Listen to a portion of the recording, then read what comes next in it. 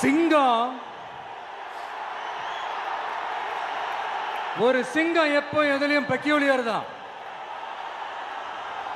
ஒரு முறை சிங்கம் கர்ஜிச்சதுன்னா அந்த சவுண்ட்ல ஒரு 8 கிலோமீட்டருக்கு சும்மா அதிரும், எல்லா திசைகளும் அதிரும். அப்படிப்பட்ட அந்த சிங்கம் வேட்டைக்கு மட்டும்தான் வெளியில வரும், வேடிக்கை பார்க்கறதுக்கெல்லாம் வெளியில வராது. வேட்டையில கூட உயிரோடு இருக்கிற மிருகங்களை தான் வேட்டையாடும். அதுலயும் பெரும்பாலும் தன்னை விட பெரிய சைஸ் உள்ள மிருகங்களை தான் குறி வச்சு தாக்கும், ஜெயிக்கும். எவ்வளவு பசியில் இருந்தாலும் உயிர் இல்லாததை, கெட்டு போனதை தொட்டு கூட பார்க்காது. அப்படிப்பட்ட அந்த சிங்கம் அவ்வளவு ஈஸியா எதையும் தொடாது, தொட்டா விடாது. காட்டோட 4 பக்கமும் மார்க்கிங் மை டெரிட்டரின்னு தன்னுடைய பவுண்டரியை தானே வகுக்கும். அப்படிதான் அந்த காட்டையே தன்னோட கண்ட்ரோல்ல வச்சிருக்கும். சிங்கத்துக்கு கூட்டத்தோட இருக்கிறதுக்கும் தெரியும், தனியா இருக்கிறதுக்கும் தெரியும். அப்படியே தனியா வரணும்னு நினைச்சாலும் அஞ்சாம அலட்டிக்காம சும்மா கெத்தா தனியா வந்து அத்தனை பேருக்கும் தண்ணி காட்டும். எப்போ எதுலயும் தன்னோட தனித்தன்மையை இழக்கவே இழக்காது. Yes, a lion is always a lion.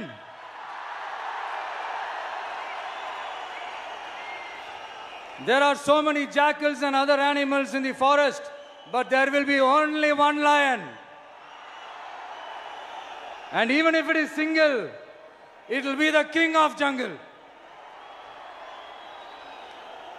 It is not only a description but also a clear declaration. சிங்கத்தை பத்தி பேசிட்டு நம்ம சிங்க குட்டிகளையும் சிங்க பெண்களையும் பத்தி நம்ம பேசாம இருக்க முடியுமா? அவங்களே எப்படி நான் மறப்பேன்? அவங்க தான் என்னுடைய உயிராச்சே, என் நெஞ்சில் குடியிருக்கும்.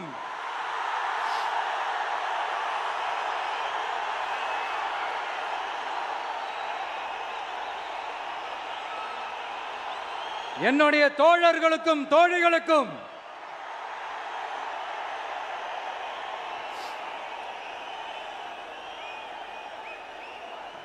நேர்ல வர முடியாத சூழல்ல வீட்டில் இருந்துகிட்டே நம்மளோட இந்த மாநாட்டில் நேரலை வாயிலாக கலந்துகிட்டு இருக்கிற என்னுடைய அம்மாக்கள், அக்கா தங்கைகள், அண்ணன் தம்பிகள், நண்பர்கள் அனைவருக்கும் என்னோட உயிர் வணக்கம்.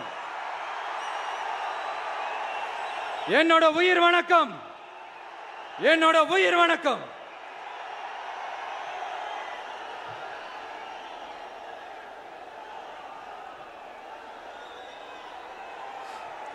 வீரம் விளையும் மாமதுரை மண்ணை வணங்குகிறேன். இந்த மதுரைனாலே உடனே ஞாபகத்துக்கு வரது சீறி பாஞ்சி துள்ளி குதிக்கிற யாருக்கும் அடங்காத காளைகள் விளையாடுற அலங்காநல்லூர் ஜல்லிக்கட்டு தான். நம்ம வைகை ஆறு தான். அழகர் ஆத்துல இறங்குற வைபவம், மதுரை மீனாட்சி அம்மன். இந்த மண்ணோட உண்மையான குணம் உணர்வு பூர்வமான மண் இது. அது மட்டும் இல்ல, இந்த மண்ணில் வாழ்ற மக்களும் அப்படித்தான் உணர்வு பூர்வமான ஆளுங்க. நான் இந்த மண்ணில் கால் எடுத்து வச்ச உடனே ஒரே ஒருத்தரை பத்தி தான் மனசுக்குள்ள ஓடிக்கிட்டே இருந்தது. அவர் யாருன்னு உங்களுக்கும் தெரிஞ்சிருக்கும். சினிமானாலும் சரி, அரசியல்னாலும் சரி, நமக்கு ரொம்ப ரொம்ப பிடிச்சது புரட்சி தலைவர் எம்ஜிஆர் அவர்கள் தான். அவரோட பழகிறதுக்கு எனக்கு வாய்ப்பு கிடைக்கல. ஆனா அவரை மாதிரியே குணம் கொண்ட என்னுடைய அண்ணன் புரட்சி கலைஞர் கேப்டன் விஜயகாந்த் அவர்களோட பழகிறதுக்கு எனக்கு நிறையவே வாய்ப்பு கிடைச்சது. அவரும் இந்த மதுரை மண்ணை சேர்ந்தவர் தானே, அவரை மறக்க முடியுமா? தமிழ்நாட்டு மக்கள் உணர்வுபூர்வமா உண்மையா நம்ம பக்கத்திலே நிக்கிறவங்க, அதுக்கு ஒரு மிகப்பெரிய அடையாளம் தான் இந்த மதுரை மண். நம்ம தமிழக வெற்றி கழகம் கையில் எடுத்திருக்கிற அரசியலும் அப்படித்தான். உண்மையான அரசியல், உணர்வு பூர்வமான அரசியல், நல்ல அரசியல், நல்லவங்களுக்கான அரசியல், நாட்டு மக்களுக்கான அரசியல், நல்லது மட்டுமே செய்கிற அரசியல்.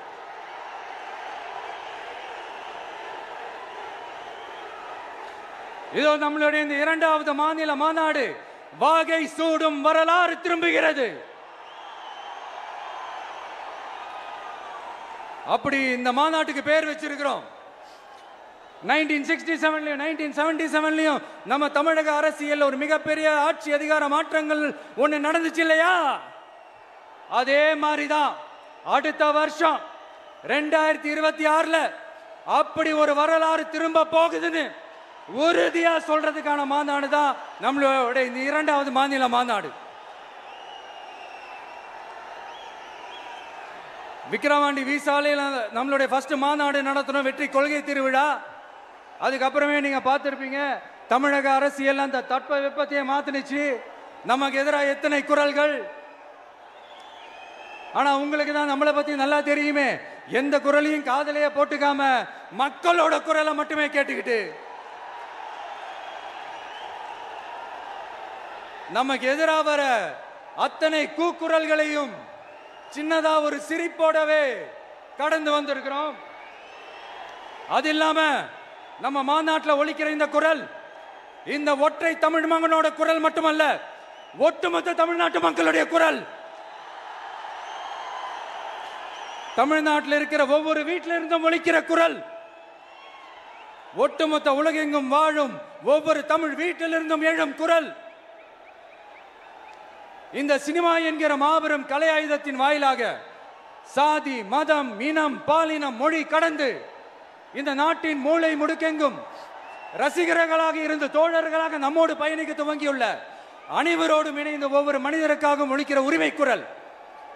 மாநில உரிமைக்காக, பெண் உரிமைக்காக, சமூக நீதிக்காக, சமநீதிக்காக, மதச்சார்பின்மைக்காக உண்மையா ஒலிக்கிற குரல்.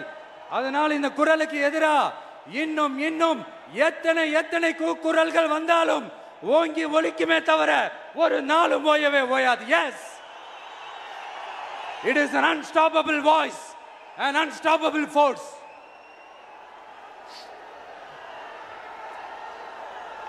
நம்ம அரசியலுக்கு வர்றதுக்கு முன்னாடி அட இவரெல்லாம் வரமாட்டாரியா, அவரே வரல, இவரே வரல, இவருங்க வர போறாரு அப்படின்ட்டு நிறைய பேர் ஜோஷியம் சொன்னாங்க. அப்புறம் நம்ம கட்சியினுடைய பேர் அறிவிச்சதுக்கு அப்புறம் பேரு தானே அறிவிச்சிருக்கிறாரு, மக்கள் கிட்ட பேர் வாங்கணும்ல, அதெல்லாம் முடியாதுன்னாங்க.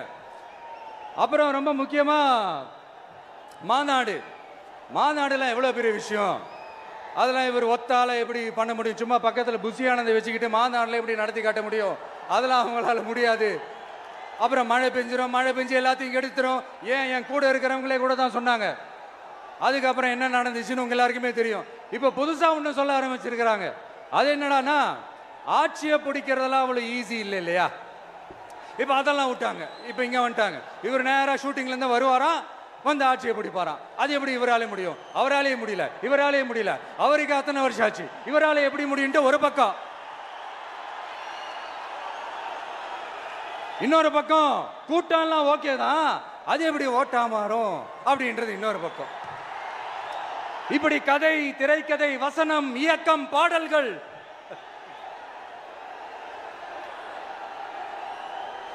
அதனால இந்த அரசியல் ஆய்வாளர்களுக்கு நான் சொல்றதெல்லாம் ஒன்னேதான், நல்லா கேட்டுக்கங்க. இந்த விஜய் ஏதோ இந்த பல லட்சம் பேர் கூடுற கூட்டத்தில் மட்டுமே இருக்கிறாரு அப்படின்னு மட்டும் தப்பு கணக்கு போட்டாதீங்க. ஏன்னா நம்மளுடைய இந்த கூட்டம் வெறும் ஓட்டா மட்டும் இல்லைங்க, வரப்போற தேர்தலில் மக்கள் விரோத ஆட்சியாளர்களுக்கு நாம வைக்க போற வேட்டா, நம்மளை கோட்டைக்கு அனுப்ப போற ரூட்டா இருக்க போதுன்னு சீக்கிரமாவே தெரிஞ்சுப்பீங்க. ஏன்னா கோடிக்கணக்கானவங்களோட ஹார்ட்லயும் வீட்லயும் ஏற்கனவே ஆல்ரெடி உயிரா, உணர்வா, உறவா இருக்கிறோம். நம்மளுடைய கனெக்ட் எல்லாம் வெறும் மக்களோட மட்டும்தான். நாம யாருன்னு அவங்களுக்கு தெரியும், அவங்க யாருன்னு நமக்கு தெரியும். நாமளும் நம்ம மக்களும் எப்படி இருக்கிறோம்னு எதிரிகளுக்கு நல்லாவே தெரியும். இருந்தாலும் இந்த விஜய் எதுக்குப்பா வந்திருக்கிறாரு, இவர் என்ன புதுசா என்ன திட்டம்லாம் சொல்லிட்டாரு அப்படின்னு வேற நிறைய கேள்விகள். இந்த சொல்றேன் தெரிஞ்சுக்கங்க. பெண் குழந்தைகள், பெண்கள் மற்றும் வயசானவங்களோட பாதுகாப்புல தான் நம்ம பிரையாரிட்டியே. அடுத்து இளைஞர்கள், உழவர்கள், உழைப்பாளர்கள், நெசவாளர்கள், மீனவர்கள், ஆதரவற்ற முதியோர்கள், மாற்றுத்திறனாளிகள், மூன்றாம் பாலினத்தவர்கள்னு இன்னும் யாருக்கெல்லாம் கவர்மெண்டோட ஒரு ஸ்பெஷல் அட்டென்ஷன் தேவையோ அவங்க எல்லாருக்குமான ஒரு கவர்மெண்ட் அமைக்கிறது தான் நம்ம இலக்கே. நான் ஏற்கனவே சொன்னது தான் இங்க நான் திரும்பவும் சொல்றேன். நம்மளுடைய இந்த தமிழக வெற்றி கழகம் ஏதோ அரசியல் ஆதாயத்துக்காக தொடங்கப்பட்ட கட்சியெல்லாம் கிடையாதுங்க. கொள்கை கோட்பாடுகளோடு தந்தை பெரியார், பெருந்தலைவர் காமராஜர், அண்ணல் அம்பேத்கர், வீரமங்க வேலு நாச்சியார், மக்கள் சேவகர் அஞ்சலை அம்மாள், நம்மளுடைய 5 கொள்கை தலைவர்களோட வழிகாட்டுதல்களோடு தொடங்கப்பட்ட கட்சி. நம்ம ஸ்டாண்ட்ல நாம எப்பவுமே ஸ்ட்ராங்கா தாங்க இருக்கிறோம். அதுல எந்த மாற்றத்துக்கோ எந்த சமரசத்துக்கோ துளி கூட இடமில்லை. நம்மளுடைய ஒரே கொள்கை எதிரி பாஜக தான். நம்மளுடைய ஒரே அரசியல் எதிரி திமுக தான். எப்படி? நம்மளுடைய ஒரே கொள்கை எதிரி, நம்மளுடைய ஒரே அரசியல் எதிரி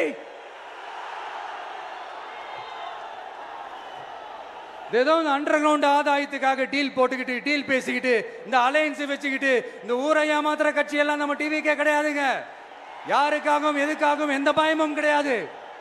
மாபெரும் பெண்கள் சக்தி நம்மளோட இருக்கிறாங்க, மாபெரும் இளைஞர்கள் சக்தி நம்மளோட இருக்கிறாங்க, ஒட்டுமொத்த தமிழ்நாட்டு மக்களுடைய சக்தி நம்மளோட நிக்கிறாங்க. அப்படி இருக்கும்போது இந்தியாவில் இருக்கிற எல்லா ஸ்டேட்லயும் வாழ்ற நம்ம தமிழ் நெஞ்சங்கள் மட்டும் இல்ல, உலகம் பூரா 100க்கும் மேலான நாடுகள்ல வாழ்ற நம்ம தாய் தமிழ் உறவுகள் எல்லாருமே என்ன விஜய் தளபதி விஜய் இல்லனா விஜய் தளபதி இப்படி சொந்தம் கொண்டாடுற கோடிக்கணக்கானவங்களோட அன்பு மாசியும் நம்மளோட இருக்கும்போது, இவங்க எல்லாருமே நம்மளோட நிற்கும் போது எதுக்குங்க இந்த பாசிச பாஜகவோட நேரடி கூட்டணியோ இல்ல மறைமுக கூட்டணியோ உறவு வச்சுக்க? நாம என்ன உலகமாக ஊழல் கட்சி? என்ன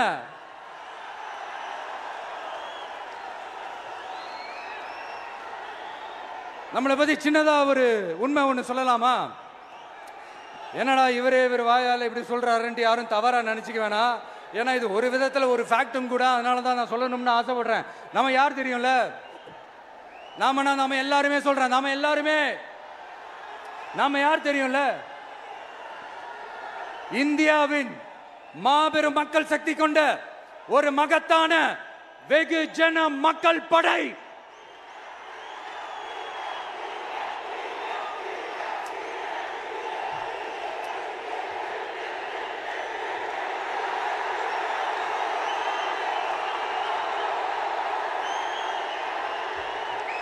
அதனால நம்ம தலைமையில நாம் அமைக்க போற இந்த உண்மையான மக்களாட்சிக்கான அச்சாரமாக மாபெரும் மக்கள் சக்தியே அணி அணியாக நம்மளோட திரண்டு நிக்கிறப்போ இந்த அடிமை கூட்டணியில சேர வேண்டிய அவசியம் நமக்கு இருக்குங்க.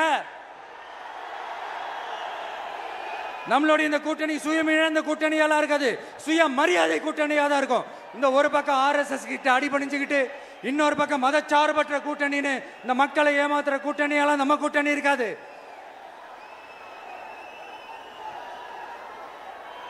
நான் இப்பவும் சொல்றேன், நம்மளை நம்பி வர்றவங்களுக்கு ஆட்சியிலும் அதிகாரத்திலும் உறுதியாக பங்களிப்பு செய்யப்படும். உடனே இந்த கேள்விகள்லாம் வரும். அப்ப யாரு கூட்டணி, யாரு வரா, யாரு போறா, இந்த கேள்விகள்லாம் வரும். இந்த கேள்விகளுக்கெல்லாம் ஒரே ஒரு பதில் தான், சஸ்பென்ஸ்ல சஞ்சாரம் செய்யுங்க. ஆனா ஒண்ணு, 2026ல 2 பேருக்கு நடுவுல தான் போட்டியே. ஒன்னு TVK, இன்னொன்னு DMK. இந்த போட்டி எப்படி இருக்க போதுன்னா, இந்த அலையன்ஸை வச்சு எப்படியாவது நம்ம தப்பிச்சிடலாம். என்ன இந்த பழைய இந்த மேத்தமேட்டிக்ஸ் அரித்மேட்டிக்ஸ் இதெல்லாம் வச்சு எப்படியாவது நம்ம தப்பிச்சிடலாம் அப்படின்னு நினைக்கிறவங்களோட அந்த கனவு ஒரு நாளும் மைப்படாது. சரி, இப்ப நம்ம வேற ஒரு ஏரியாவுக்கு ஒண்ணு வருவோம். எதிர்காலம் வரும், என் கடமை வரும், இந்த கூட்டத்தின் ஆட்டத்தை ஒழிப்பேன்.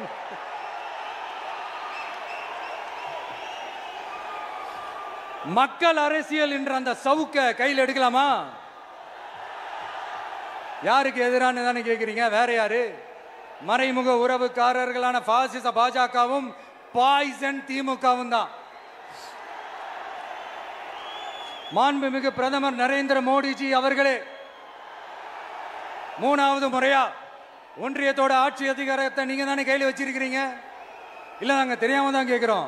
நீங்க ஆட்சிக்கு வந்தது ஒட்டுமொத்த மக்களுக்கும் நல்லது செய்யவா, இல்ல நம்மளுடைய இந்த இஸ்லாமிய நண்பர்களுக்கும் இஸ்லாமிய தோழர்களுக்கும் எதிராக சதி செய்யவா?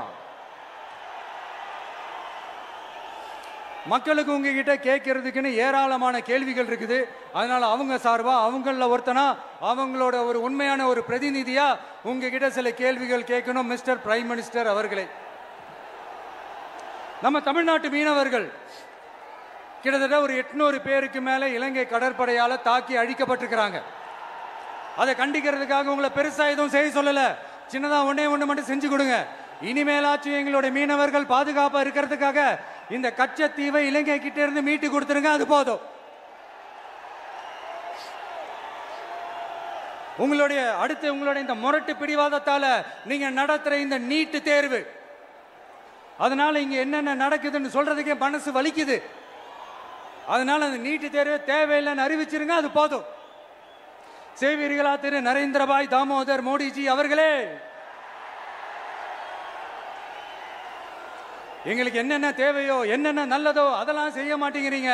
ஆனா ஆட்சி அதிகாரத்தை மட்டும் கையில வச்சுக்கிட்டு மக்களை ஏமாத்த நேரடியாக ஒரு பாசிச பாஜக அடிமை கூட்டணி ஒண்ணு. அடுத்து உங்களோட இந்த மைனாரிட்டி ஆட்சியை ஓட்டுறதுக்காக மறைமுகமாக RSS அடிமை குடும்பம்னு இன்னொரு கூட்டணி. இப்படி மக்கள் சக்தியே இல்லாத இந்த ஊழல் கட்சிகளை மிரட்டி அடிபணிய வச்சு 2029 வரைக்கும் சொகுசு பயணம் போயிடலாம்னு திட்டம் தீட்டி வச்சிருக்கிறீங்க. அதானே ஜி? என்ன ஜி? ஒண்ணு மட்டும் சொல்றேன், தெரிஞ்சுக்கங்க. என்னதான் நீங்க இந்த நேரடி மறைமுக கூட்டணி குட்டிகரணம் போட்டாலும் தாமரை இலையில தண்ணியே ஒட்டாது. தமிழக மக்கள் மட்டும் எப்படி ஒட்டுவாங்க?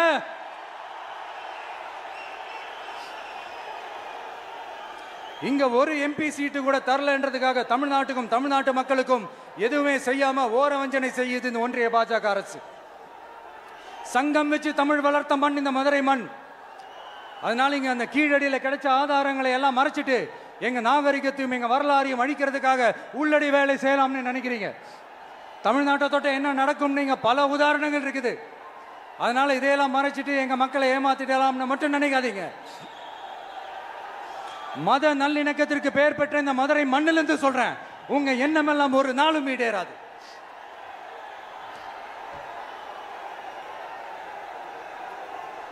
எம்ஜிஆர்னா யார் தெரியும்ல? அவர் மாஸ்னா என்னன்னு தெரியும்ல?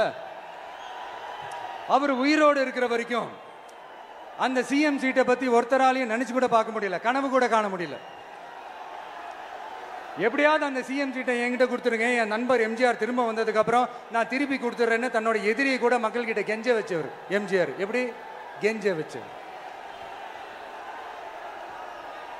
அதனால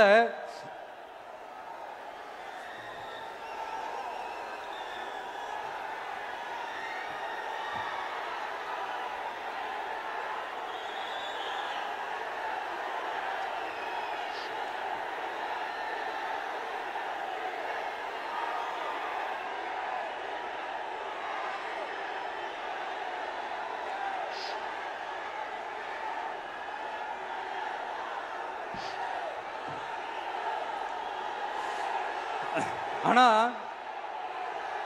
இப்போ அவர் ஆரம்பிச்ச அந்த கட்சியை, எம்ஜிஆர் அவர்கள் ஆரம்பிச்ச அந்த கட்சியை கட்டி காக்கிறது யாரு? இன்னைக்கு அந்த கட்சி எப்படி இருக்குது? அதை நான் சொல்லிதான் உங்களுக்கு தெரியணுமா என்ன? அப்பாவி தொண்டர்கள் அதை வெளியில சொல்ல முடியாம வேதனையில தவிக்கிறாங்க. 2026 சட்டமன்ற தேர்தலில் யாருக்கு ஓட்டு போடணும், எப்படிப்பட்ட ஆட்சி இங்க அமையணும்னு அந்த அப்பழுக்கற்ற அந்த தொண்டர்களுக்கும் ரொம்ப நல்லாவே தெரியும். அதனால என்ன வேஷம் போட்டுக்கிட்டு பாஜக இங்க தமிழ்நாட்டுக்குள்ள வந்தாலும் அவங்க வித்தை எல்லாம் இங்க வேலைக்கே ஆகாது.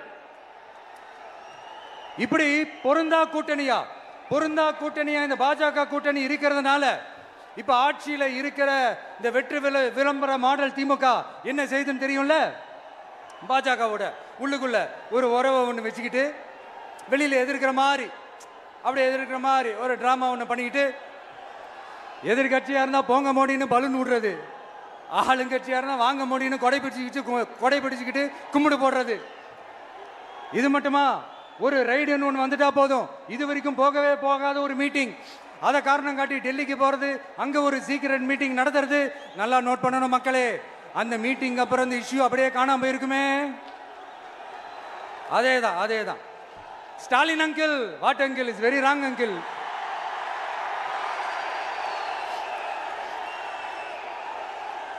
இப்படி தமிழ்நாட்டில் இப்ப நடக்கிற இந்த ஆட்சியினுடைய லட்சணத்தை பார்த்துக்கிட்டு நாம எப்படி சும்மா இருக்க முடியும்?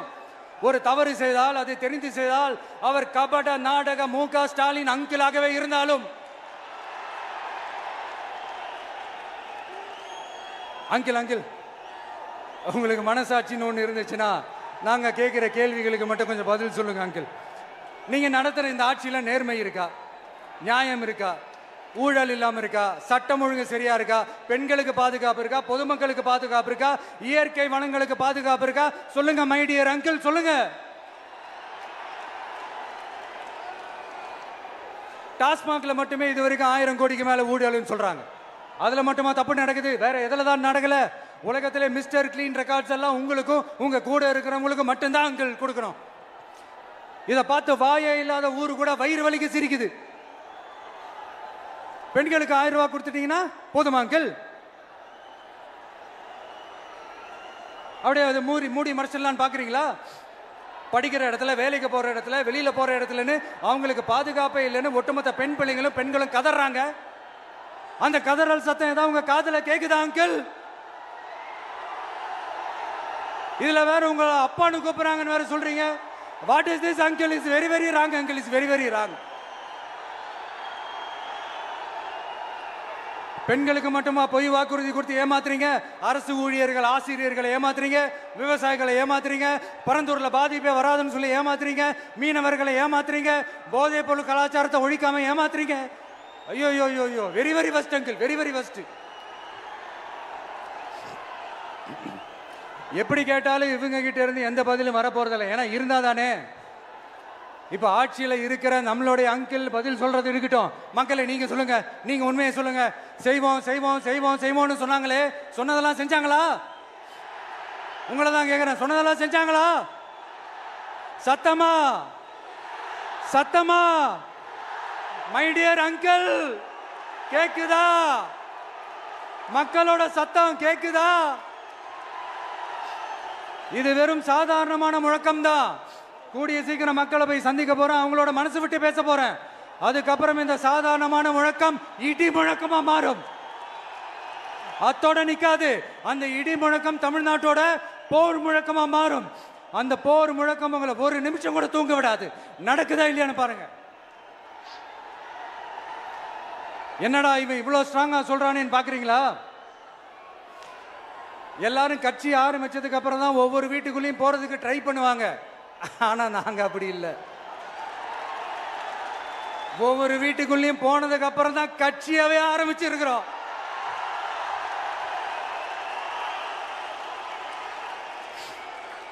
அதனால ஒட்டுமொத்தமா எல்லாருமா சேர்ந்து இந்த திமுக ஆட்சிய, கபட நாடக திமுக ஆட்சிய 2026 தேர்தலில் வீட்டுக்கு அனுப்புறோம். வீட்டுக்கு அனுப்புறோம். என்ன நண்பா, சரிதானே? என்ன நண்பி, செய்வீர்கள் தானே? இப்போ உங்களுக்கு சின்னதா ஒரு சர்ப்ரைஸ். நம்ம கட்சியினுடைய வேட்பாளர் பட்டியலை இப்ப நான் அறிவிக்க போறேன். மதுரை கிழக்கு வேட்பாளர் விஜய். இன்னும் முடிக்கல. ஒரு நிமிஷம், இன்னும் முடிக்கல. மதுரை மேற்கு வேட்பாளர் விஜய். மதுரை மத்தி வேட்பாளர் விஜய். மதுரை தெற்கு வேட்பாளர் விஜய். மதுரை வடக்கு வேட்பாளர் விஜய். மேலூர் விஜய். சோழவந்தான் விஜய். திருப்பரங்குன்றம் விஜய். திருமங்கலம் விஜய். உசிலம்பட்டி விஜய்.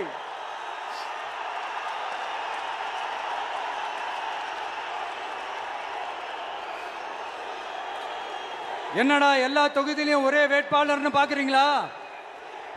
234 தொகுதியிலையும் இந்த விஜய் தான், அதாவது உங்க விஜய் தான் உங்க சின்னம். இன்னும் சிம்பிளா சொல்லணும்னா உங்க வீட்டில் இருக்கிற ஒருத்தர் தான் வேட்பாளரா நிக்க போறாங்க. அந்த வேட்பாளரும் நானும் வேறு வேறு இல்லை.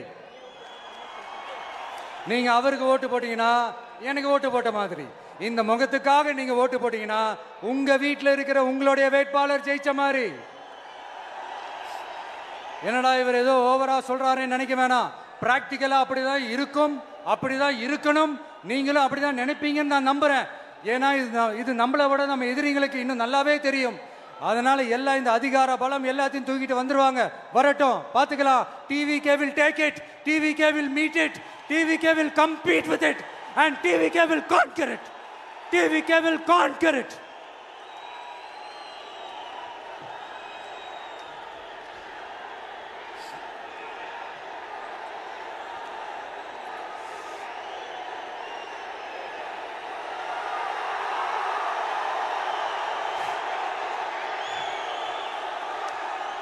இந்த நேரத்தில் நம்ம மனசுல இருக்கிறத மக்கள் கிட்ட சொல்லி ஆகணும்.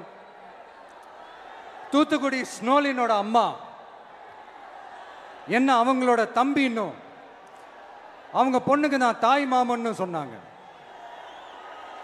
அந்த அக்காவோட குழந்தைக்கு மட்டும் இல்லைங்க, என்ன அண்ணனா தம்பியா நினைக்கிற தமிழ்நாட்டில் இருக்கிற என்னோட எல்லா சகோதரிகளின் குழந்தைகளுக்கும் நான் இன்னைக்கு மட்டும் இல்ல, என்னைக்குமே ஒரு தாய் மாமனா தான் இருப்பேன். நீங்க எல்லாரும் என்னுடைய ரத்த உறவு, கூட பிறந்த பொறுப்பு. என் வீட்டு ரேஷன் கார்டில் வேணா உங்க பேர் இல்லாம இருக்கலாம், உங்க வீட்டு ரேஷன் கார்டில் வேணா என் பேர் இல்லாம இருக்கலாம். ஆனா நாம் எல்லாரும் ஒண்ணுதான், உறவு தான். நமக்கு இடையே எந்த அரசியலும் உள்ள நுழையவே முடியாது. என்கிட்ட இருந்து உங்களையும் உங்ககிட்ட இருந்து என்னையும் எந்த சக்தியாலும் பிரிக்கவே முடியாது. அப்புறம் நான் ஒன்னும் இந்த மார்க்கெட் போனதுக்கு அப்புறம், ரிட்டையர் ஆனதுக்கு அப்புறம் அடைக்கலம் தேடி அரசியலுக்கு வரல, படைக்கலனோட வந்திருக்கிறோம். பவர்ஃபுல் போர்ஸோட, மாபெரும் படை வரிசையோட, எல்லாத்துக்கும் தயாராகி தான் வந்திருக்கிறோம். இவ்வளவு தயாரா நாம அரசியலுக்கு வர்றதுக்கு ரொம்ப ரொம்ப முக்கிய காரணம் ஒண்ணு இருக்கு. அது என்ன தெரியுமா? நன்றி கடன், நன்றி கடன், நன்றி கடன். கிட்டத்தட்ட ஒரு 30 வருஷமா, 30 வருஷத்துக்கு மேல நீங்க தான், நம்ம மக்கள் தான் என் கூட நிக்கிறீங்க, எனக்காக நிக்கிறீங்க, என்னை தாங்கி பிடிக்கிறீங்க, மனசுல ஏந்தி பிடிக்கிறீங்க, தாய் அன்போட மடியில ஏந்திக்கிறீங்க. உண்மையை சொல்லணும்னா வேற யாரை விடவும் எனக்கு இந்த அன்பையும் ஆதரவையும் கொடுத்திருக்கிறீங்க. என் மேல உயிரையே வச்சிருக்கிறீங்க. என்ன உங்க வீட்டுல ஒருத்தனாவே ஆக்கிட்டீங்க. நீங்க எனக்கு கடவுள் கொடுத்த வரம்.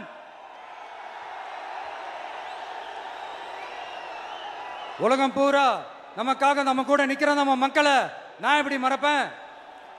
நான் என் லைஃப்ல ரொம்ப உயிரா நினைக்கிறதே பெண்களை, குழந்தைங்களை, இளைஞர்களை, உழைக்கிற மக்களை தான். இவங்க தான் நம்மளோட வகைரா. இதை பார்த்து தான் நம்மளோட எதிரிகளுக்கு பத்தி எரியுது. அதுக்காக நாம் என்ன செய்ய முடியும்? அதனால நம்ம உறவுகளை, சொந்தத்தை, வகைராவை யாருக்காகவும் எதுக்காகவும் விட்டு கொடுக்க முடியாது இல்லையா? Here at this moment among this August gathering, I want to open my heart and say I enjoy people, I respect people, I worship people.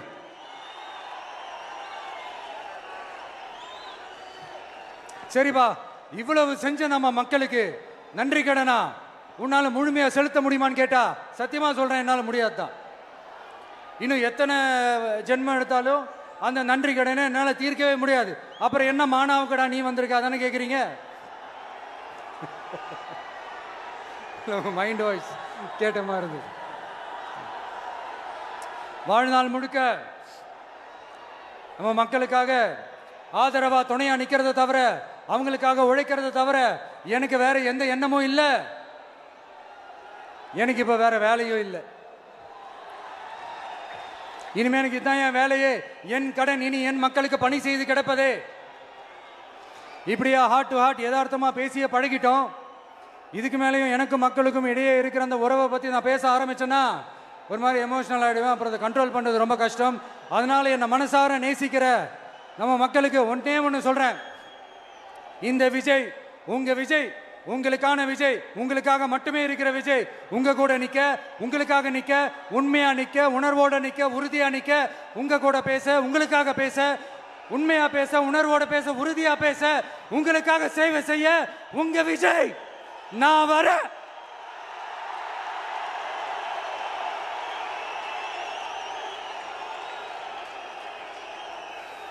சொல்லல முக்கியம், செயல் செயல் செயல் தான் முக்கியம். செய்கை தான் சும்மா சிறப்பா இருக்கணும்.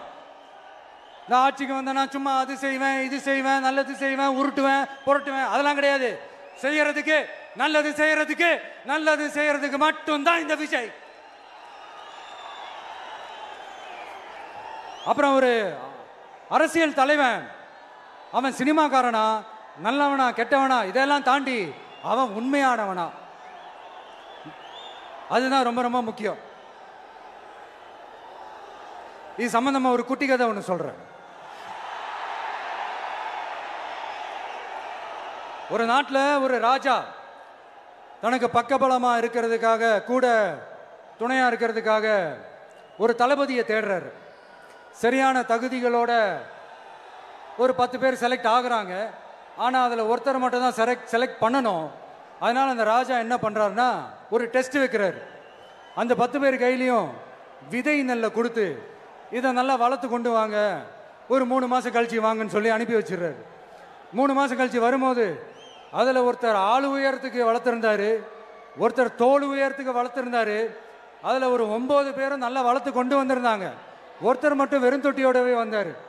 என்னன்னு கேட்டதுக்கு, நானும் தண்ணி ஊற்றி ஊற்றி பார்க்குறேன், உரம் வச்சு வச்சு பார்க்குறேன், வளரவே மாட்டேங்குது ராஜா, என்ன பண்ணுறதுன்னு தெரியலன்னு சொன்னதுக்கு ராஜா அவரை கட்டி அணைச்சிக்கிட்டு, இனிமே நீதான் என்னுடைய தளபதி, எல்லா அதிகாரமும் உனக்கு தான் சொன்னார். ஏன்னா அந்த 10 பேர் கையிலையும் ராஜா கொடுத்தது அவித்த விதை நெல், அது முளைக்கவே முளைக்காது. அந்த 9 திருட்டு பயலும் என்ன பண்ணியிருக்காங்கன்னா வேற விதை நெல்ல வாங்கி அதை வளர்த்துட்டு ராஜாவையும் மக்களையும் ஏமாத்திருக்கிறாங்க. ஆனா இவர் மட்டும் உண்மையை போட்டு உடைச்சிட்டார். அதனால ஒரு நாட்டுக்கு திறமை எந்த அளவுக்கு முக்கியமோ அந்த அளவுக்கு உண்மையும் நேர்மையும் முக்கியம். இப்போ நீங்க எல்லாரும் தான் அந்த ராஜா. நீங்க தேர்ந்தெடுக்க போற அந்த தளபதி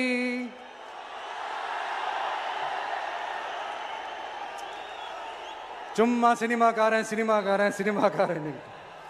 அம்பேத்கர் அவர்களை தோக்கடிச்சது சினிமாக்காரன் இல்ல, அரசியல்வாதி.